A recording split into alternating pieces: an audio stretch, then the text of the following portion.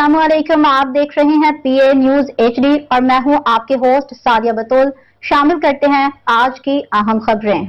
Lahore Pakistan showbiz industry की मारूफ अदाकारा हिबा बुखारी ने एक जाली एक्स साबका ट्विटर अकाउंट की जानिब से उनसे मंसूब किए गए मुतनाज़ा बयान पर रद्द-ए-अमल देते हुए वजाहत पेश की है कि उनका कोई ऑफिशियल ट्विटर अकाउंट नहीं है।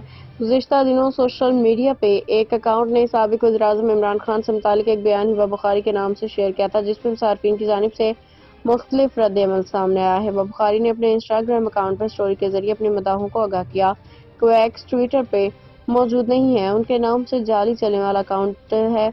अदाकारा ने अपने मदाहों से दरख्वास्त की कि ऐसे जाली अकाउंट्स को फौरन रिपोर्ट करें ताकि गलत मालूमात के फैलाव को रोका जा सके। अदाकारा ने मजीद कहा कि उनके नाम से किसी भी समाजी या सियासी मामले पर किए जाने वाले बयानात को संजीदगी से न लिया जाए जब तक कि वो खुद अपने ऑफिशियल प्लेटफॉर्म्स पर कोई बात ना करें। हिबा बुखारी की इस वजाहत के बाद मदाहों में पाई जाने वाली गलत फहमी दूर हो गई।